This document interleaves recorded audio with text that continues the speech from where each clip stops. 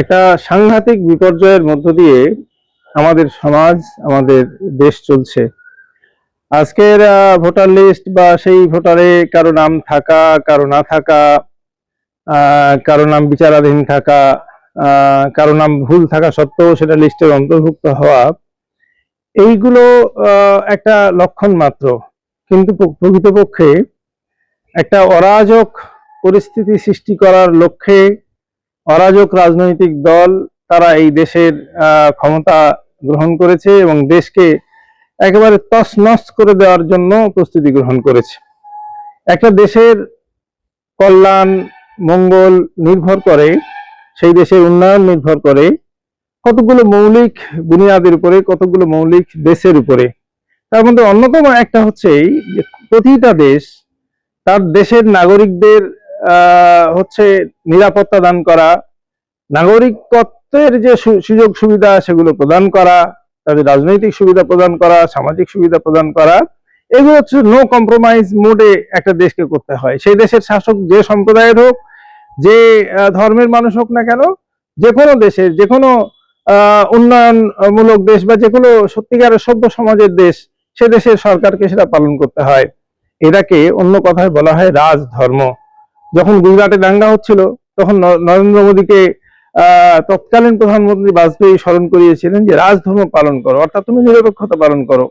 কিন্তু আমরা লক্ষ্য করতে পারছি যে ক্রমাগতভাবে এদেশে হচ্ছে নানান ধরনের পোলারাইজেশন করা হচ্ছে, বিভেদ তৈরি করা হচ্ছে, হিন্দু মুসলমানের বিভেদ তৈরি করা হচ্ছে।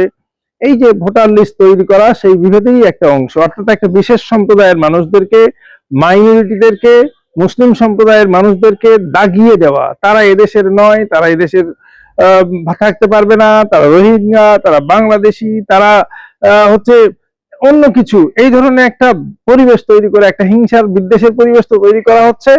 এখন তাদের রাজনৈতিক অধিকার কেড়ে নেওয়ার জন্য ভোটার লিস্ট থেকে তাদের নাম বাদ দেওয়ার চক্রান্ত চলছে। এবং এটা শুধু মাইনরিটিদের সমস্যা নয়, এটা গোটা দেশবাসীর জন্য একটা সাংঘাতিক দুশ্চিন্তার বিষয়। কেননা এই ধরনের যে প্রয়াসগুলো চালানো হচ্ছে, সমস্ত নীতি, আইন, কানুন, সমস্ত কিছুকে উপেক্ষা করে, দেখেন একটা ছেলে খেলা করা হয়েছে। আজকে ভোটার লিস্ট সংশোধন করার জন্য যে প্রক্রিয়া চালানো হয়েছে, তা যদি সত্যিকারে কারো নামে ভুল থাকে, কারো সত্যি নাগরিকত্ব নিয়ে প্রশ্নবিদ্ধ থাকে, তাহলে সেখানে তার বিচার করা, বিচারাধীন করা, তার জন্য অপেক্ষা করা, তার আরো তথ্য যাচাই করা, এগুলো করা উচিত। কিন্তু যেটা করা হচ্ছে কি, সে যেখানে দেখা যাচ্ছে যে যেখানে নাম প্রকাশিত হয়েছে, এমন নামও আছে যেখানে নামের জায়গায় কারো নাম নেই, অথচ ভোটার লিস্টে সেটা আছে, তার এপিক নাম্বার আছে, তার ঠিকানাটা আছে, কারো নাম নেই। আবার এরকমও নাম আছে যে কারোর নাম বিদ্যুৎ দত্ত, তার পিতার নাম ঔরঙ্গাবাদ, তাও আছে। আবার কারো নাম এরকমও আছে যে তার নাম দুর্লভ ঘোষ, তার হচ্ছে 3-4জন তার স্ত্রী হিসেবে দেখানো হয়েছে। কে না সরস্বতী ঘোষ, মলঙ্গ ঘোষ, মুড়ি ঘোষ, এগুলো তার স্ত্রী। আবার দুর্লভ ঘোষ আবার কারো মা। দুর্লভ ঘোষ তো একজন পিতা, তিনি তো পুরুষ, তার পুরুষ আবার কারো মা হয় কি করে? তাহলে একটা নির্বাচনী যেটা তালিকা, যেটাকে অত্যন্ত গুরুত্বপূর্ণ বলা হচ্ছে, আর সেই লিস্টটা তৈরি করার সময় এইরকম মানে ছেলে খেলা করা হচ্ছে, কোনো ধরনের কোনো সতর্কতা অবলম্বন করা হয়নি। আবার অসংখ্য নাগরিক, মানে হাজার হাজার কেন লক্ষ লক্ষ মানুষ, তাদের বৈধ কাগজপত্র, তাদের ভোটার লিস্টে নাম ছিল, তাদের বৈধ কাগজপত্র আছে, তাদের সার্টিফিকেট আছে, তাদের চাকরি আছে, তাদের পেনশন আছে, তারা কেউ মন্ত্রী, কেউ পঞ্চায়েত মেম্বার, কেউ এমএলএ ছিলেন, কেউ এমপি ছিলেন, তাদের সবার নাম বাদ। এই ধরনের যে একটা অরাজকতা চলছে, এটা ভয়ঙ্কর এক অশনি সংকেত।